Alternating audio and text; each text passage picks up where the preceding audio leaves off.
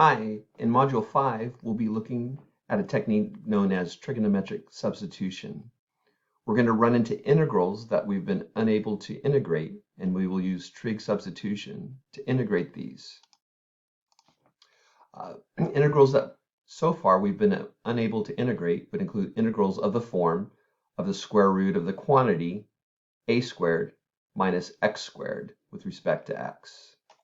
Also, we've been unable to integrate integrals of the form of the square root of the quantity a squared plus x squared with respect to x.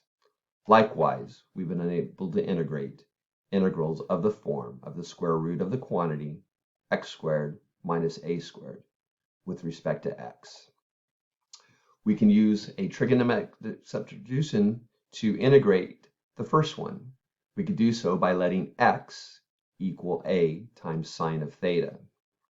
Likewise, the second one could be integrated with a trigonometric substitution of the form x equals a times tangent of theta. And finally, we could use an integration for the third one of the substitution x equals a times secant of theta. Let's take a look at an example. We'll try to integrate the quotient dx over the quantity 16 minus x squared all to the 3/2 power. Let's see how we can do this.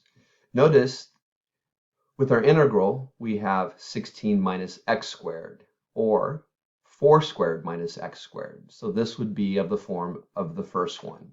And so we'll be using the trig substitution x equals a sine of theta, where a is 4. So specifically, we're going to let x equal 4 sine of theta.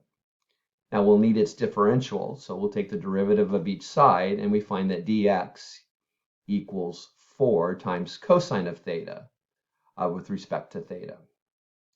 So we'll substitute these values in to both the numerator and the denominator. You might need a moment to pause the video and work this out on paper. But we find that our given integral is equal to the integral of 4 cosine theta over 64 cosine theta to the 3rd power, all with respect to theta. So if we simplify the constant, we find that 4 over 64 is equal to 1 over 16, and we have remaining the integral of d theta over cosine squared of theta. And integrating, we finally reach our conclusion that the value of this integral is equal to 1 over 16 tangent of theta plus our integration constant c. All right, we'll look for any questions that you might have on the discussion board.